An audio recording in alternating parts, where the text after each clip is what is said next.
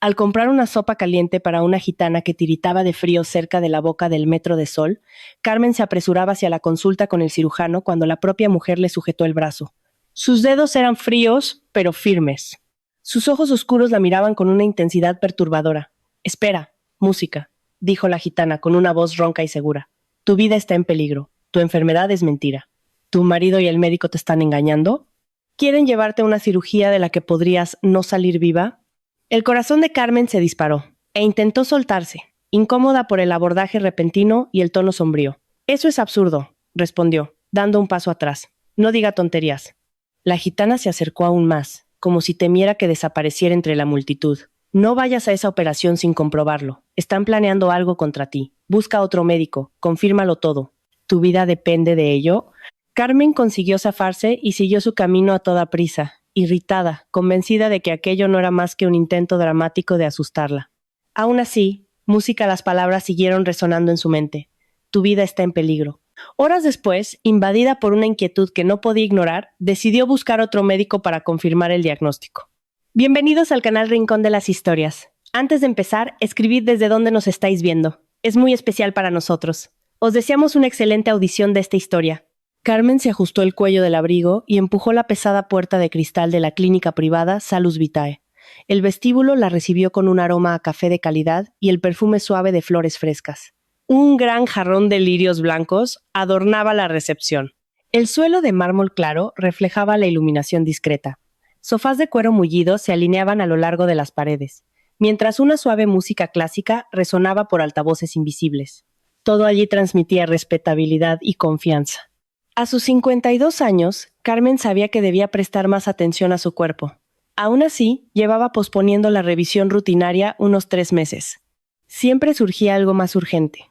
La reforma de la casa de la sierra, la visita de los nietos en vacaciones, o los cursos de cerámica a los que su amiga Marta la arrastraba con entusiasmo.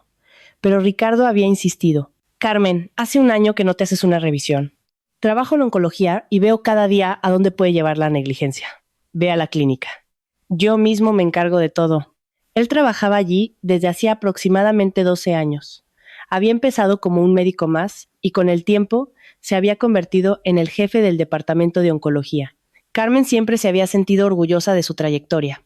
No todos los hombres conseguían construir una carrera tan sólida.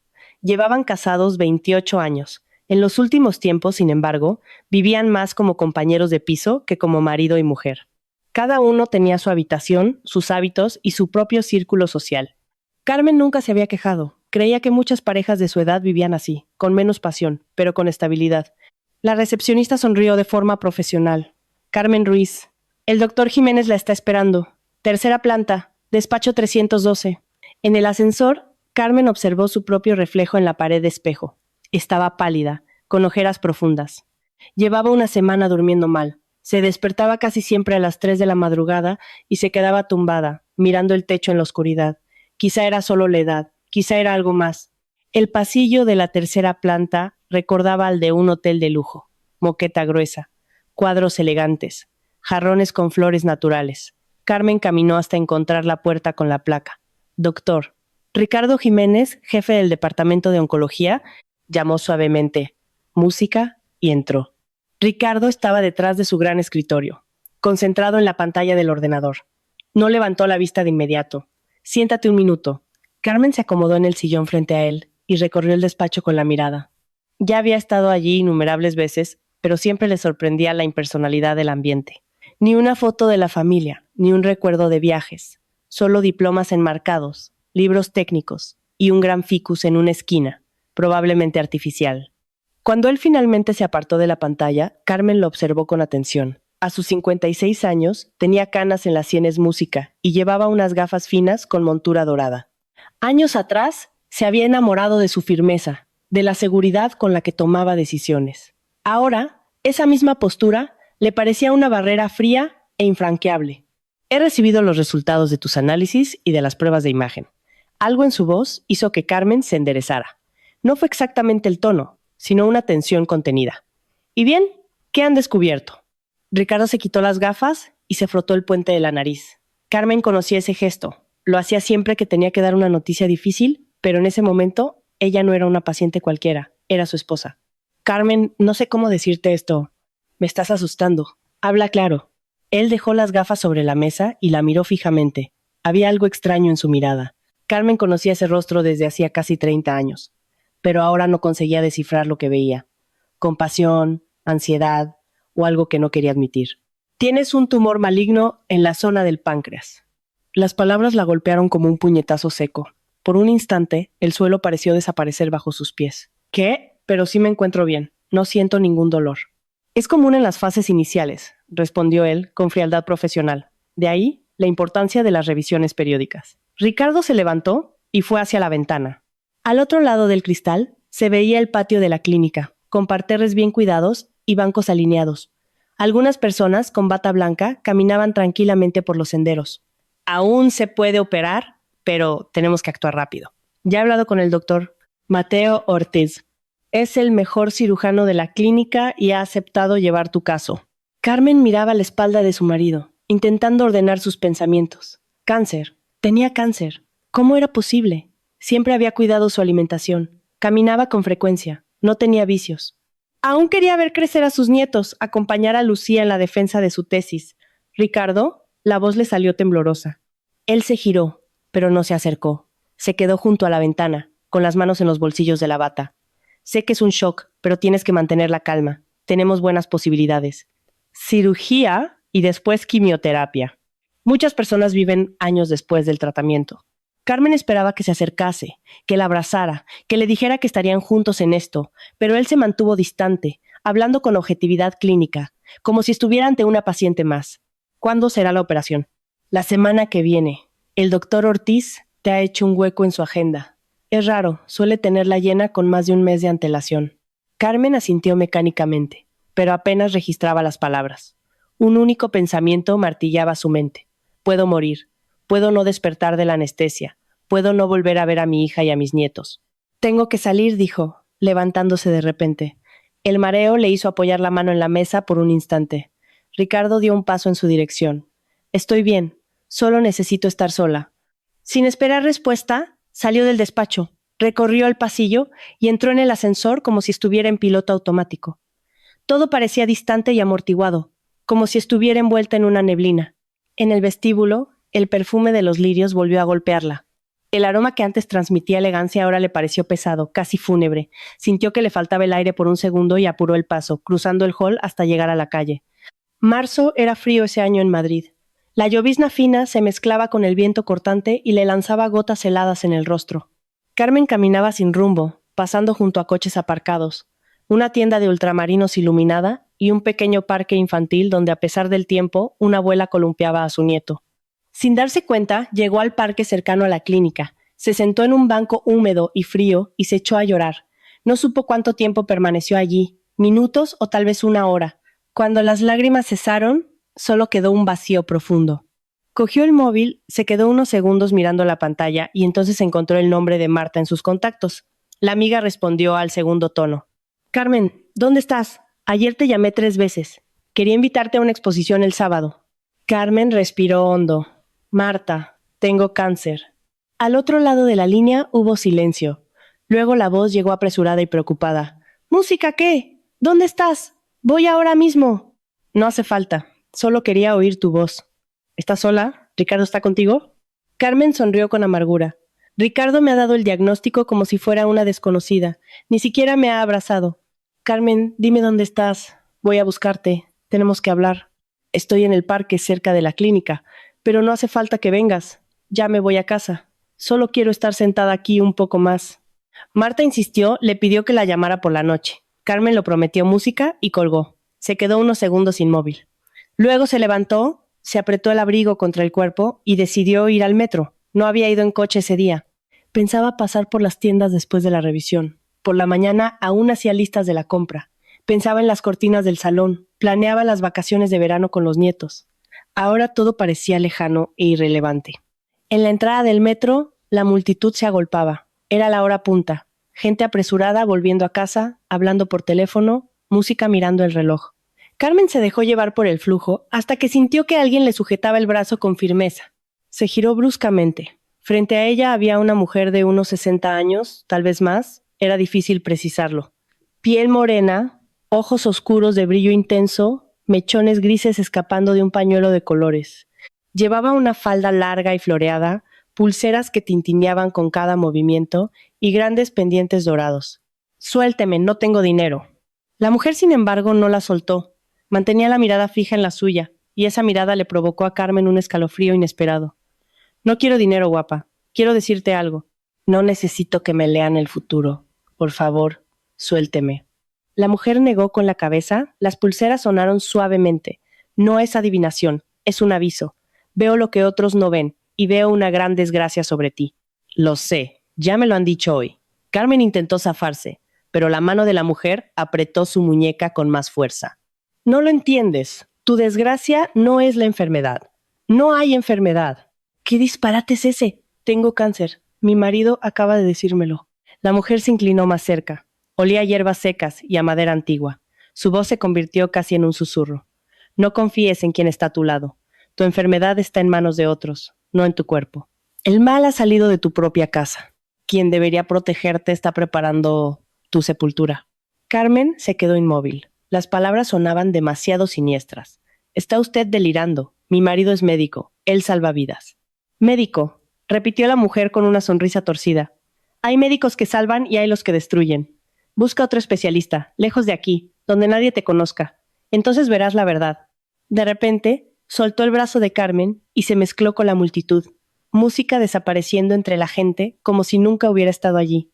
Carmen se quedó parada, frotándose la muñeca. El corazón le latía acelerado. ¡Qué absurdo! Un truco para asustar y luego pedir dinero. Pero la mujer no le había pedido nada. Bajó al andén, entró en el vagón y se sentó junto a la ventana. Apoyó la frente en el cristal frío mientras el tren avanzaba por el túnel oscuro, con luces que aparecían y desaparecían rápidamente. No confíes en quien está a tu lado. ¡Qué tontería! Aún así, ¿por qué le molestaban tanto esas palabras? ¿Por qué no se le iban de la cabeza? Música mayor, kie, mayor, kie. Recordó la mirada de Ricardo al darle el diagnóstico. Había algo diferente allí. No era compasión ni dolor. Era una distancia extraña, casi calculada. Ella había intentado explicarlo como frialdad profesional. Los médicos aprenden a protegerse emocionalmente. Pero ella no era una paciente cualquiera, era su esposa. Y no la había abrazado, no le había cogido la mano, no le había dicho que todo saldría bien. Quizá era solo su forma de ser, reservado, contenido. Lo conocía desde hacía 28 años. Sabía que no le gustaban las demostraciones excesivas, pero no siempre había sido así. Al principio del matrimonio, la abrazaba sin motivo. La llamaba a mediodía para decirle que le echaba de menos. ¿En qué momento se perdió todo aquello? Carmen se bajó en su estación y caminó hacia su piso. Vivían a unos 15 minutos del metro, en un barrio tranquilo de Chamberí, en un edificio antiguo de techos altos. Compraron la vivienda unos 10 años antes, cuando Ricardo recibió el ascenso. 4 dormitorios, 2 balcones y vistas a un patio arbolado donde los árboles se mecían suavemente con el viento. Carmen abrió la puerta del piso y entró en el pasillo oscuro. Como imaginaba, Ricardo todavía estaba en el trabajo. Casi nunca volvía antes de las 9 de la noche. Encendió la luz, se quitó el abrigo lentamente y fue a la cocina. Del armario, cogió la botella de brandy de Jerez que solían reservar para las visitas. Se sirvió una dosis generosa y bebió de un trago. El alcohol le bajó quemando por la garganta música y extendió un calor inmediato por su cuerpo. Afuera caía la noche. El crepúsculo de marzo teñía la ciudad de tonos grisáceos. Las luces del patio se encendieron una a una. En algún lugar abajo, un perro ladró. Poco después, se oyó el sonido pesado de la puerta del portal al cerrarse. Carmen se sentó a la mesa y cerró los ojos por un instante. Tu enfermedad está en manos de otros, no en tu cuerpo. Qué absurdo. Pero ¿y si lo confirmaba, solo para estar segura? ¿Buscar otro médico en otra clínica donde nadie la conociera? ¿Repetir las pruebas?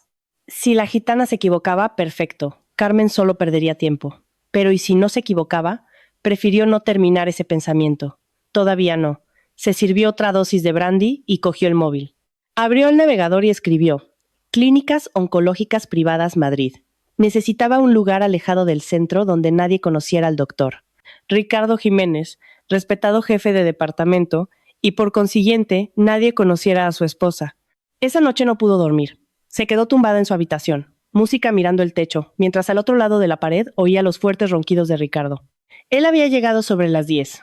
Música había mencionado algo sobre la cena que estaba en la nevera y se había retirado a su cuarto, sin siquiera preguntar cómo estaba o si necesitaba algo. 28 años de matrimonio.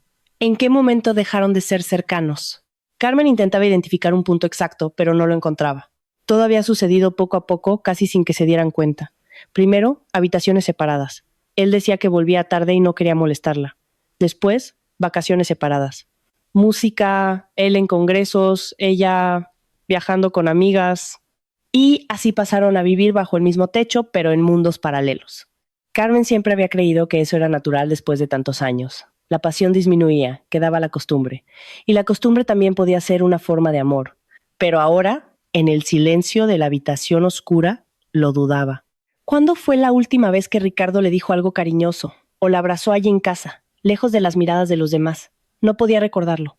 El reloj marcaba las 3 de la mañana. Carmen se levantó, se puso el batín y fue a la cocina. Se sirvió un vaso de agua y se sentó cerca de la ventana. El patio estaba vacío. Solo una farola iluminaba el parque infantil. Música, los columpios se movían ligeramente con el viento. Las palabras de la gitana volvieron a su mente. Quien debería protegerte está preparando tu sepultura. Era una locura. Ricardo era su marido, el padre de su hija. Habían construido esa vida juntos. El piso, la casa de la sierra, los ahorros. Tenían amigos en común, recuerdos en común. No podía desearle ningún mal, era impensable. Pero entonces, ¿por qué tanta frialdad? Porque al darle el diagnóstico habló primero de la cirugía y no de la esperanza. ¿Por qué no la abrazó? Carmen empezó a repasar los últimos meses. ¿Qué había cambiado? Unos 6 meses antes, Ricardo había empezado a llegar cada vez más tarde. Antes volvía sobre las 7. Ahora, rara vez, antes de las 10. Se justificaba con casos complejos, exceso de pacientes, falta de personal. Ella lo aceptaba, ¿por qué no iba a hacerlo? También había notado que siempre estaba con el móvil en la mano. Antes lo dejaba sobre la mesa, se iba a duchar, se lo olvidaba en el sofá. Ahora lo llevaba consigo a todas partes, y cuando llegaban mensajes, giraba la pantalla o la cubría con la mano. Carmen lo atribuía al trabajo. Los médicos discuten casos en grupos. Eso era normal. Música. Y hubo aquella llamada 2 meses atrás. Ella había entrado en el despacho mientras él hablaba por teléfono, y solo escuchó un fragmento. Sí, todo va según el plan. Pronto. Al notar su presencia, él colgó inmediatamente y dijo que era un colega comentando una investigación. Según el plan. ¿Qué plan? Carmen sacudió la cabeza. Estaba creando fantasías, intentando encajar coincidencias en las palabras de una desconocida. Era irracional. Aún así, comprobarlo era algo sencillo. Bastaba con consultar a otro médico. Si el diagnóstico se confirmaba, se tranquilizaría respecto a las sospechas y se centraría en el tratamiento. Si no se confirmaba, no. Claro que se confirmaría. ¿De dónde iba a salir un error así? Ricardo era un oncólogo experimentado, no confundiría unas pruebas. A menos que lo hubiera hecho a propósito. Carmen se llevó las manos a la cabeza. Basta. Tenía que esperar a que amaneciera y actuar con claridad. La noche anterior, había encontrado en internet una pequeña clínica privada en la periferia de la ciudad, en el barrio de Usera, sin ninguna relación con Salus Vitae y sin conocidos en común. Decidió que iría allí a la mañana siguiente. Volvió a la cama pero no pudo dormir. Daba vueltas, se sumía en un sueño ligero y se despertaba enseguida. A las 6 de la mañana, desistió, se levantó y se duchó. Ricardo salió para el trabajo a las 7:30, como de costumbre. Pasó por la cocina, donde Carmen tomaba un té, y dijo: «Te llamaré por la tarde. Tenemos que hablar de los detalles del ingreso». Ella solo asintió. Él se fue sin despedirse con un beso, algo que ya no hacía desde hacía mucho tiempo. A las 9, Carmen llamó a un taxi. La clínica estaba lejos, casi 1 hora y media de trayecto. En el asiento trasero, observaba por la ventana las calles grises, la gente apresurada siguiendo sus rutinas. Todos parecían vivir preocupaciones comunes, trabajo, hijos, compromisos, y ella iba a confirmar si su propio marido podría estar planeando su muerte. La Clínica de la Salud ocupaba la planta baja de un sencillo edificio de viviendas en un barrio obrero de la periferia. Nada de mármol ni café sofisticado. Solo un pequeño vestíbulo con sillas de plástico, olor a desinfectante y una recepción detrás de una ventanilla de cristal. Buenas tardes. Querría consultar a un oncólogo. Documento, por favor. Carmen dudó al oír la palabra. Documento significaba apellido, Jiménez. ¿Y si alguien conocía a Ricardo y lo comentaba? Mire, ¿puedo usar mi apellido de soltera? Tengo una situación familiar delicada. Prefiero que mi marido no se entere. La recepcionista arqueó levemente las cejas, pero no hizo preguntas. Carmen presentó su DNI e informó de su nombre de soltera, Carmen Soler. ¿Qué la trae por aquí? Me han dicho que podría tener un tumor en el páncreas. Quiero confirmarlo con otro especialista.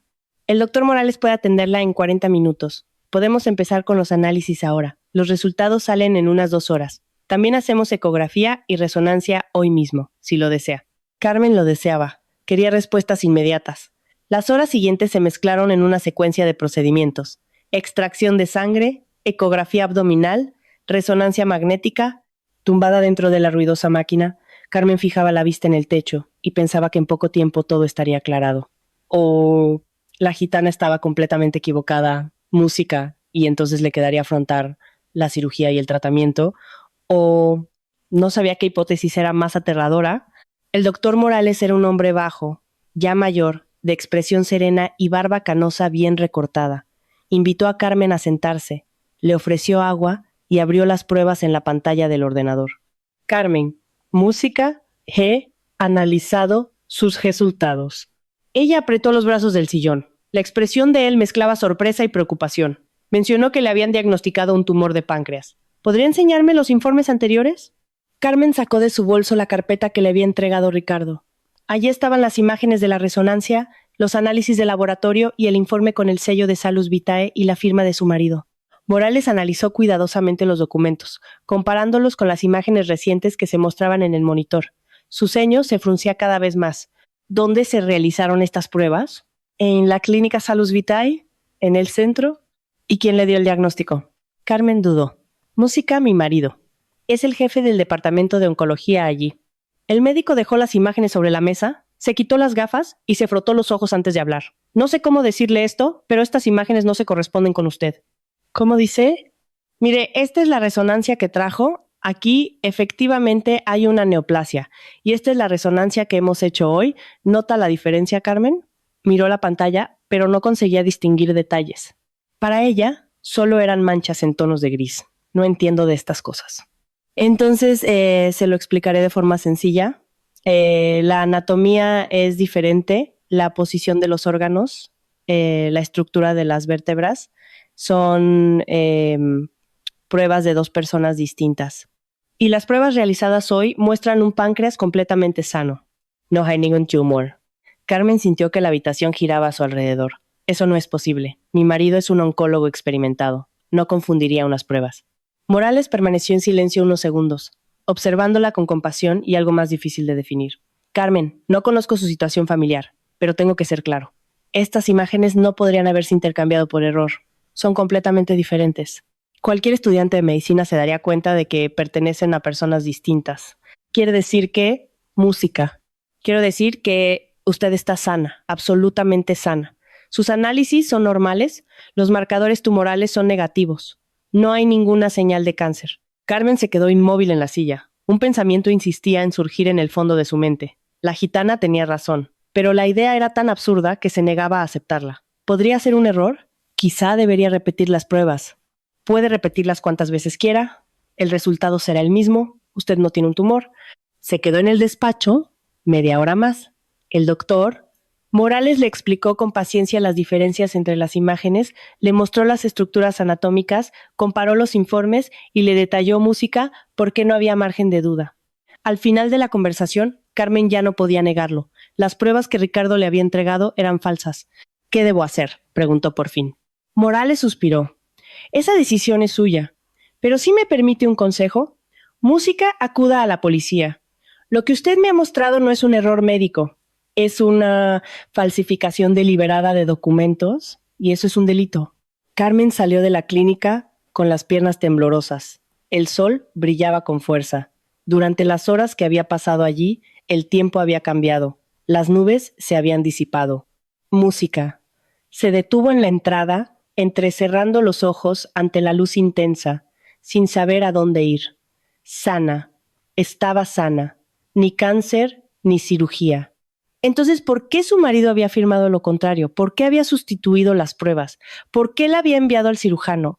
Y la gitana había hablado de una desgracia que no era la enfermedad. Ahora todo tenía sentido. Le extirparían un órgano que no tenía ninguna dolencia. El mal ha salido de tu propia casa. Las piernas le flaquearon y tuvo que apoyarse en la barandilla. Una mujer que salía de la clínica se acercó. ¿Se encuentra mal? ¿Quiere que llame a un médico? No, gracias, solo ha sido un mareo. Bajó los escalones y se sentó en un banco cercano. Cogió el móvil. Le temblaban tanto las manos que apenas podía teclear. En el buscador escribió: Detective Privado Madrid. Si Ricardo estaba planeando algo, necesitaba pruebas. Necesitaba a alguien con experiencia, alguien que supiera investigar, alguien en quien pudiera confiar. Recorrió varias webs hasta detenerse en un perfil. Marcos Torres, ex investigador de la Policía Nacional, unos 30 años de experiencia. Actuación en casos familiares, investigaciones corporativas y localización de personas. La foto mostraba a un hombre de unos 60 años, semblante serio, mirada atenta. Había valoraciones positivas y comentarios sobre su profesionalidad y discreción. Carmen marcó el número. Torres, buenas tardes. ¿Necesito ayuda? Es un asunto delicado. Venga a mi despacho. La dirección está en la web. La estaré esperando. El despacho estaba en un edificio antiguo del centro de la ciudad. Escalones gastados, ascensor ruidoso, paredes con la pintura desconchada. La sala era sencilla. Un escritorio, 2 sillas, una estantería llena de carpetas. En la pared, diplomas y una foto antigua de Torres con uniforme. Todavía en la policía. El detective era exactamente como en la imagen de internet, solo que con el cansancio más evidente en la mirada. ¿Le ofreció café? Carmen lo rechazó. Sacó del bolso la carpeta con los documentos y la colocó sobre la mesa. Creo que mi marido está intentando matarme. Torres no mostró sorpresa. Abrió la carpeta, examinó los papeles y las imágenes en silencio. Empiece por el principio. Carmen lo relató todo. El diagnóstico, el encuentro con la gitana, la consulta en la otra clínica, la confirmación de que estaba sana y los cambios en el comportamiento de Ricardo en los últimos meses. El detective escuchaba atento, tomando notas en un blog. Su marido es Ricardo Jiménez, jefe de oncología en Salus Vitae. Y el cirujano que le recomendó, el doctor Mateo Ortiz, creo que era el apellido, dijo que era el mejor de la clínica. Lo identificaré. ¿Qué más ha notado? ¿Cambios financieros? ¿Conversaciones extrañas? Carmen pensó unos segundos. Hace unos 6 meses insistió en que me hiciera un seguro de vida. Dijo que era prudente a nuestra edad, que él también tenía uno. No le vi problema. ¿De cuánto? 500,000 euros. Torres soltó un silbido bajo. ¿Y sus propiedades? El piso, la casa de la sierra. ¿A nombre de quién están? El piso donde vivimos está a mi nombre. Música, también el piso que heredé de mis padres y que tenemos alquilado, está a mi nombre. El piso de sus padres está a su nombre. Y la casa de la sierra fue un regalo de mis padres para mí. Entonces, si a usted le pasara algo, su marido recibiría el importe del seguro y heredaría todos esos bienes. Carmen sintió que se le revolvía el estómago. Sí, eso es. Torres cerró el bloc de notas. Carmen, voy a encargarme de su caso. Necesitaré unas semanas para recopilar información. Hasta entonces, actúe con normalidad. No muestre ninguna sospecha. Eso es fundamental.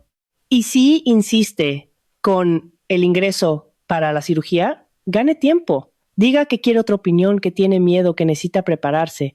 Cualquier cosa, pero no acepte ingresar. Carmen asintió, todavía con las manos temblorosas. ¿Cree que de verdad pretende matarme? Torres le sostuvo la mirada unos segundos. Todavía no saco conclusiones. Trabajo con hechos. Pero lo que usted me ha contado es extremadamente grave. Al salir del despacho, Carmen caminó sin rumbo por varias calles. La ciudad seguía su ritmo habitual. Música, coches, gente, escaparates iluminados, mientras que dentro de ella todo parecía derrumbarse.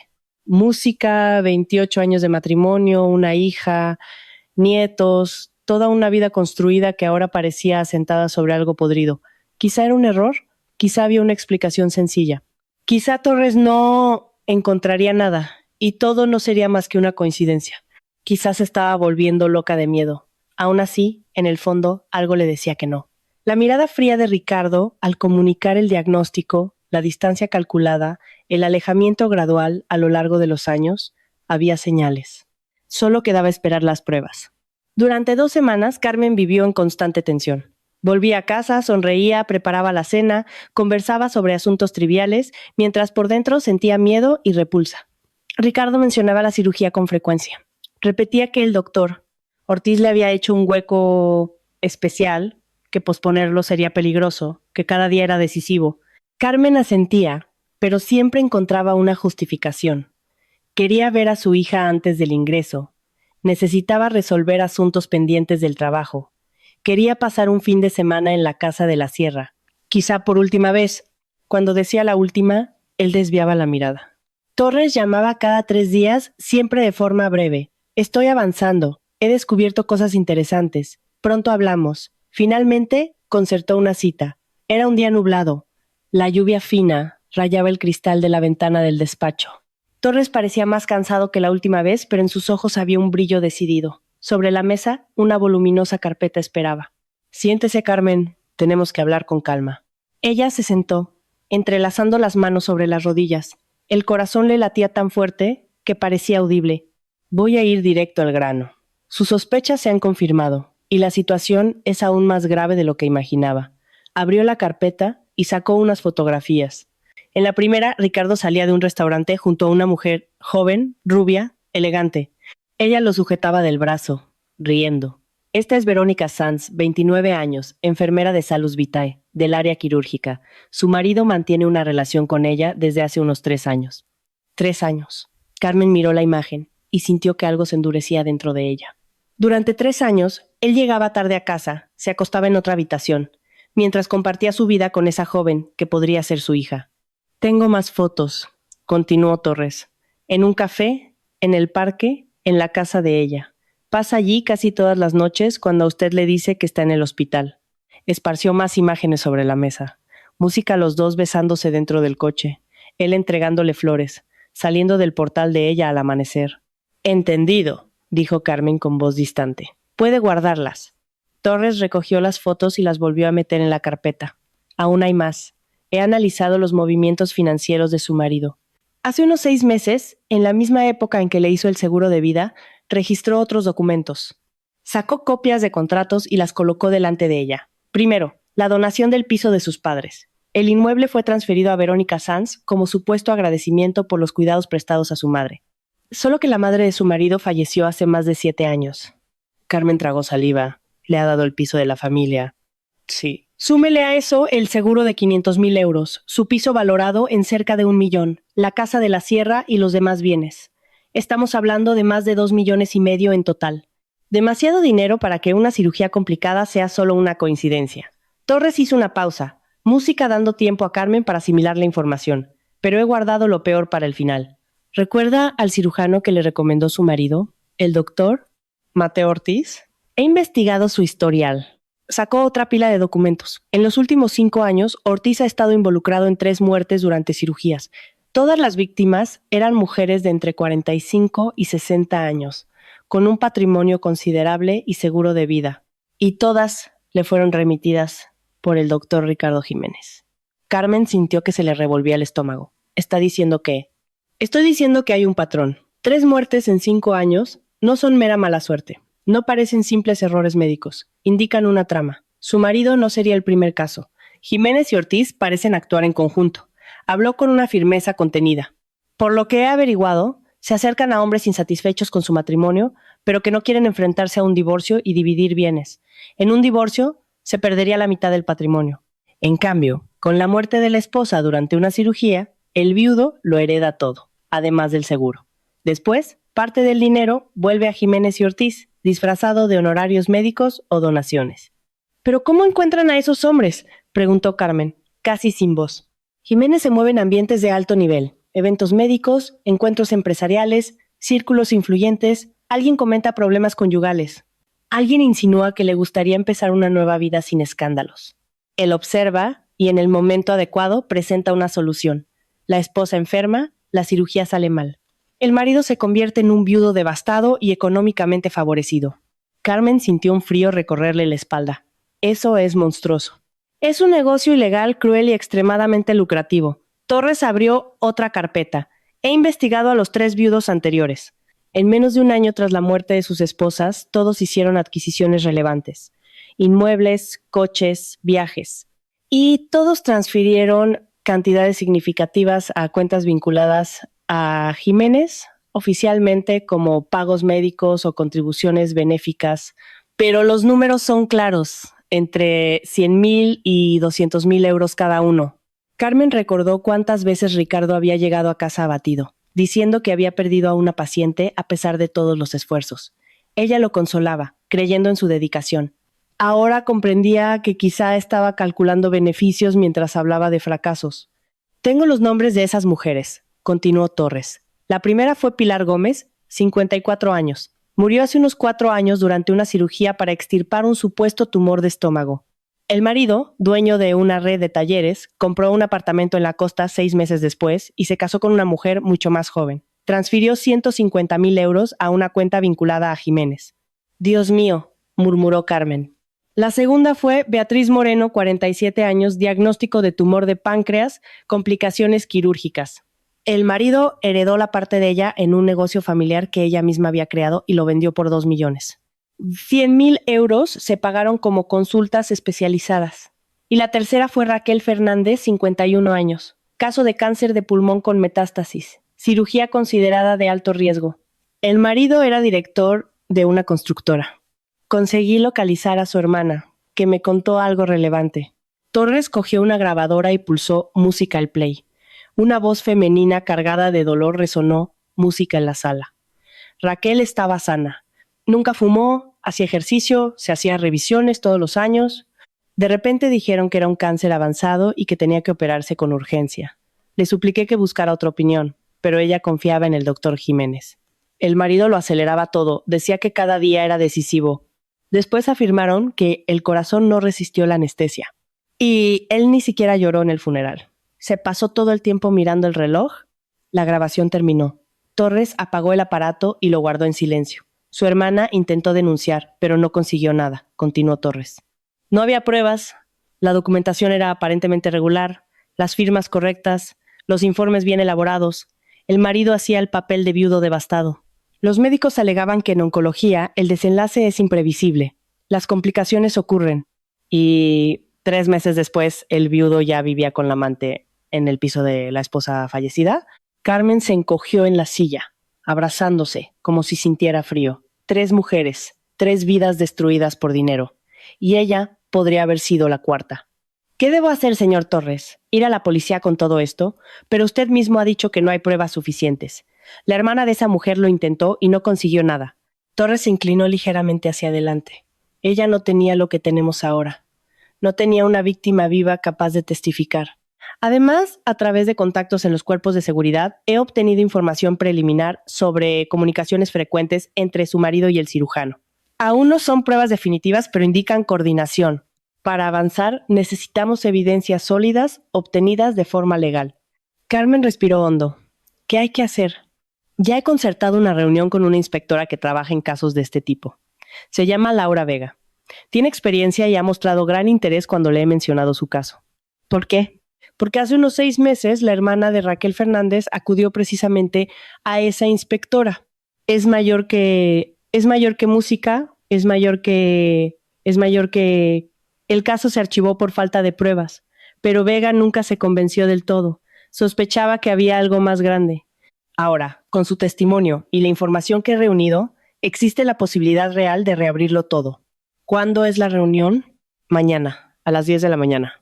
Yo la acompañaré. Al salir del despacho, Carmen se quedó unos minutos bajo la fina llovizna. Las gotas le resbalaban por la cara y se mezclaban con las lágrimas. La gente pasaba apresurada, indiferente. 3 mujeres habían muerto. Ella casi había sido la cuarta. Podría haberse tumbado en la mesa de operaciones, confiando en su marido, y no haber despertado jamás. Por la noche, música en casa, observaba a Ricardo como si fuera un extraño. Estaba en el sillón, leyendo algo en la tablet, música bebiendo té en su taza con la inscripción Mejor médico. ¿Mejor médico para quién? Carmen, estás pálida. ¿No te encuentras bien? Preguntó él con naturalidad. Ella se contuvo. Estoy música bien, solo un poco cansada. ¿Has pensado en la operación? El doctor Ortiz me ha preguntado cuándo puede contar contigo. Lo he pensado. Podemos programarla para la próxima semana. Solo necesito resolver algunas cosas antes. Ricardo sonrió, aparentemente satisfecho. Genial. Cuanto antes operemos, mejor será el pronóstico. Carmen giró el rostro para que él no percibiera la repulsa que sentía. Claro, Ricardo, lo entiendo. Al día siguiente, sentada frente a la inspectora Laura Vega, contó toda la historia de nuevo. Vega escuchaba atenta, anotando detalles, interrumpiendo solo para aclarar puntos específicos. Era una mujer de unos 45 años, de postura firme, mirada atenta y profesional. Carmen, el material reunido por el señor Torres es valioso, pero aún insuficiente para una acusación formal. Necesitamos que su marido y el doctor Ortiz se incriminen por sí mismos, idealmente en una conversación grabada con autorización judicial. ¿Cómo conseguimos eso? Vega intercambió una mirada con Torres antes de responder. Tenemos un plan, pero requerirá mucho valor por su parte. ¿Estoy dispuesta? Entonces, escuche con atención. El plan era arriesgado, pero estratégicamente coherente. Carmen tendría que seguir representando a la esposa confiada y vulnerable, alguien que cree en el diagnóstico y solo desea organizar su vida antes de la cirugía. Si todo salía como estaba previsto, la presión llevaría a los implicados a acelerar sus pasos y a exponerse. Carmen salió de la comisaría con una determinación diferente a la que había sentido días antes. El miedo daba paso a una frialdad calculada. Durante 28 años había creído en el hombre a su lado. Ahora tenía que enfrentarse a él. El plan exigía un autocontrol absoluto. Debía actuar como una mujer resignada ante la enfermedad, pero sin revelar ninguna sospecha. La inspectora explicó los detalles. El piso sería monitorizado con autorización judicial. Se instalarían discretamente micrófonos y cámaras en el salón. El teléfono de Ricardo pasaría a ser intervenido oficialmente. Lo esencial, dijo Vega, es llevarlo a actuar. Tiene que creer que el tiempo se agota y que el dinero depende de la rapidez. Carmen asintió. Sabía exactamente cómo provocarlo. Por la noche, Carmen volvió a casa más temprano de lo habitual. Ricardo aún estaba en el hospital. Recorrió el piso que siempre había amado, los techos altos, las molduras de escayola, el suelo de madera antigua que ambos habían restaurado años atrás. En las paredes, fotografías de la vida que construyeron. La boda, el nacimiento de Lucía, vacaciones en la playa muchos años atrás, rostros felices, sonrisas que parecían sinceras. ¿En qué momento se había convertido todo aquello en una farsa? Se detuvo ante la ventana y observó el patio iluminado. Unos niños jugaban en el parque infantil. Una joven madre empujaba un carrito de bebé. Vida común, tranquila, y ella allí, preparándose para pillar a su propio marido articulando su muerte. La llave giró en la cerradura. Ricardo Música entró, colgó el abrigo y la vio en el salón. ¿Has llegado pronto hoy? Sí, he pedido salir antes. Necesitaba hablar contigo.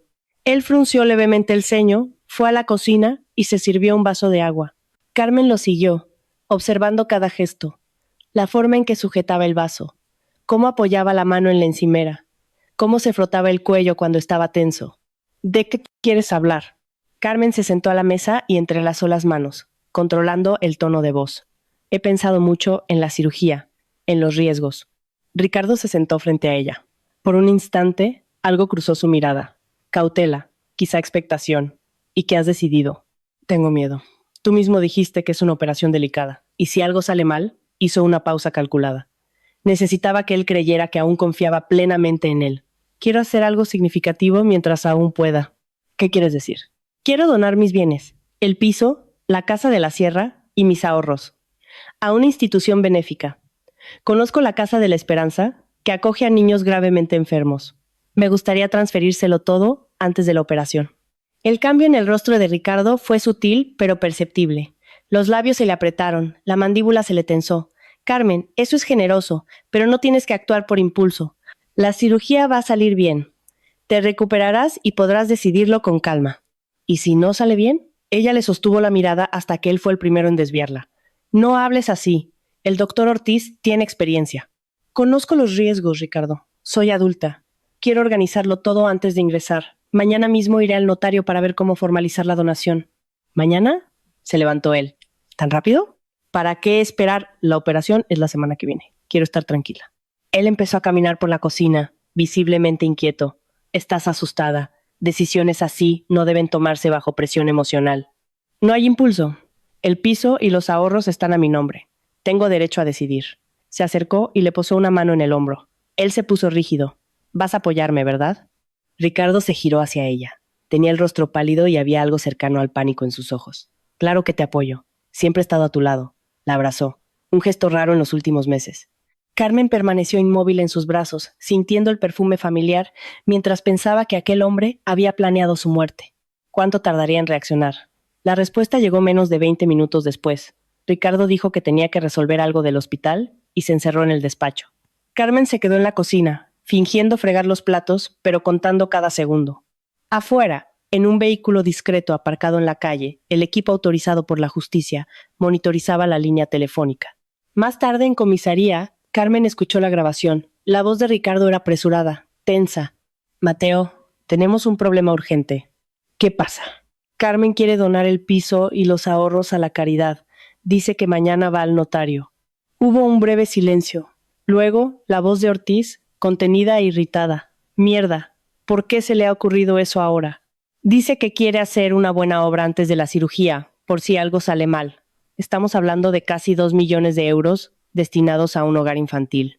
Entonces, tenemos que acelerar, respondió Ortiz sin dudar.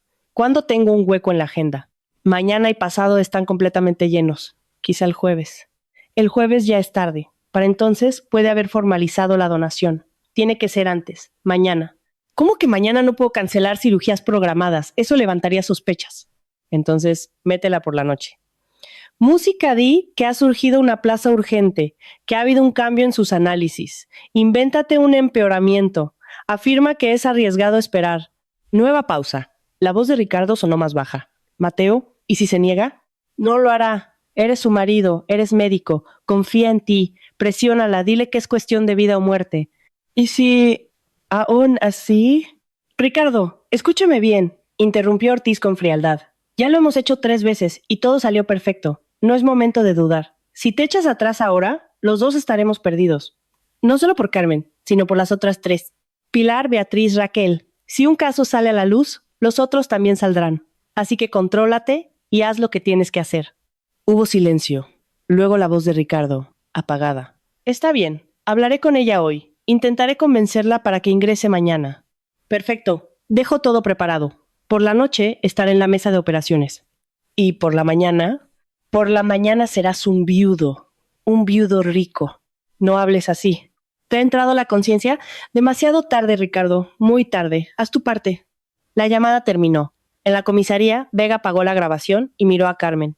Es suficiente. Tenemos la planificación explícita, la mención a las víctimas anteriores. Vamos a actuar esta misma noche. Carmen permaneció en silencio. Las palabras aún resonaban.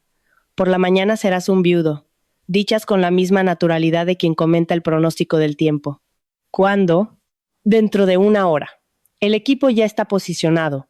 A Ortiz lo detendrán en la clínica y a su música marido en casa. Es mejor que usted se quede aquí hasta que todo termine. Carmen negó con la cabeza. No, quiero estar allí. Quiero mirarlo a los ojos cuando le pongan las esposas. Vega la observó unos segundos, luego asintió. Quédese al lado, no interfiera y no diga nada, ¿entendido?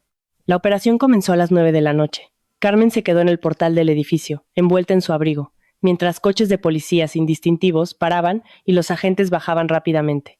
Vega coordinaba por radio. Subieron al 5º piso y llamaron al timbre.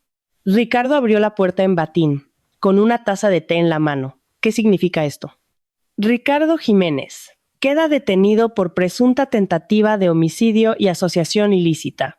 La taza se le cayó al suelo, haciéndose añicos. El té se esparció por la madera.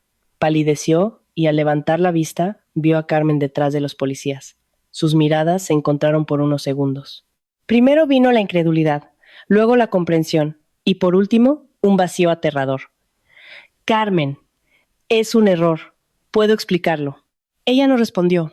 Solo observó mientras los agentes le esposaban las manos y lo conducían al ascensor. Él aún intentó hablar, pero las palabras no le salían. Al mismo tiempo, en la clínica Salus Vitae, Ortiz también era detenido. A diferencia de Ricardo, intentó resistirse y empujó a uno de los policías antes de ser reducido. Durante el registro de su despacho, se encontraron documentos, listas de pacientes, registros financieros y anotaciones que detallaban la trama de derivaciones. En el piso de Verónica Sanz, los investigadores incautaron intercambios de mensajes con Ricardo, cientos de conversaciones sobre planes futuros, inmuebles en el extranjero, coches, viajes. Ella alegó desconocer cualquier delito, pero el contenido indicaba que sabía más de lo que admitía. El juicio se celebró unos 4 meses después.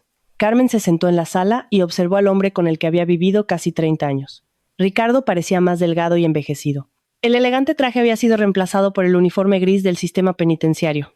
Es mayor que música, es mayor que sus manos, antes firmes y precisas en el quirófano, ahora estaban entrelazadas frente a su cuerpo.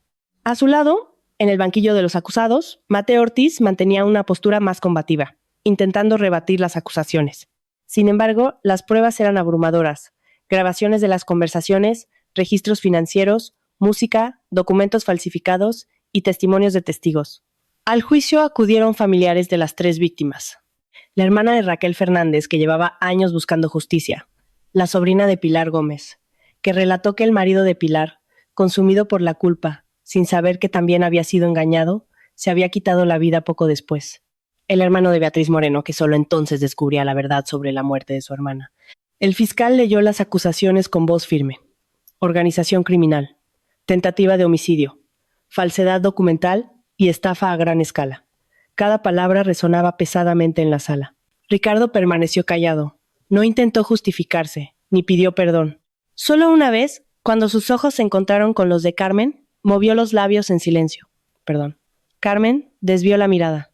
La sentencia se anunció en un frío día de octubre. Ricardo Jiménez fue condenado a prisión en régimen cerrado. Mateo Ortiz recibió la misma pena, además de la inhabilitación definitiva para ejercer la medicina. Verónica Sanz fue responsabilizada por complicidad y recibió una condena acorde a su participación en el delito. Cuando el juez concluyó la lectura, el silencio se apoderó de la sala. Acto seguido, la hermana de Raquel se levantó y dijo en voz baja: «Gracias». Nadie supo exactamente a quién se dirigía. Al salir del juzgado, Carmen sintió las piernas temblorosas. El sol de octubre brillaba y el viento ligero le movía el pelo. La pesadilla que había durado meses finalmente había llegado a su fin. En la escalinata, Marta la esperaba. Se abrazaron en silencio, sin necesidad de palabras. «Vámonos», dijo Marta. «Ya ha sido suficiente». En el coche, Carmen observaba la ciudad pasar por la ventana. No recibiría el seguro, pero eso ya no importaba. El piso de sus suegros había permanecido en la familia. Tenía 52 años y un futuro incierto, pero estaba viva, sana y libre. Aproximadamente un mes después del juicio, Carmen se reunió con la hermana de Raquel y con familiares de las otras víctimas. Se encontraron en un pequeño café, compartieron recuerdos, lloraron y decidieron transformar el dolor en algo útil. Así nació una fundación de apoyo a víctimas de fraudes médicos. Carmen asumió el liderazgo del proyecto. La organización pasó a ofrecer orientación jurídica, peritajes independientes y apoyo psicológico. En el primer año, unas 20 familias recibieron ayuda. Lucía empezó a visitar a su madre todos los fines de semana. La relación entre ellas se fortaleció como nunca antes.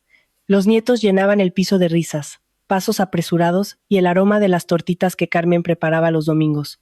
Un año después de la sentencia, Carmen estaba de nuevo en la ventana, observando el mismo patio con árboles y el parque infantil de siempre. Todo parecía más luminoso. Se acordó de la gitana en la entrada del metro, la mujer que la había alertado cuando nadie más lo hizo. Carmen volvió varias veces a la estación, preguntó a comerciantes y pasajeros, pero nadie supo decirle quién era. Quizá había sido una coincidencia, quizá no. Algunas cosas simplemente suceden en el momento adecuado. Sonó el teléfono. Era Marta. ¿Estás en casa? He hecho una tarta. ¿Puedo pasarme? Claro, voy a preparar el café. Carmen colgó, sonriendo. Por primera vez en mucho tiempo, sonreía sin esfuerzo. El sol entraba por la ventana. Su amiga estaba en camino. Los nietos vendrían el sábado. Estaba viva, y eso era suficiente. Si te ha conmovido de alguna manera, deja tu like para apoyar el canal. Escribe en los comentarios qué te ha parecido y suscríbete para no perderte las próximas narrativas.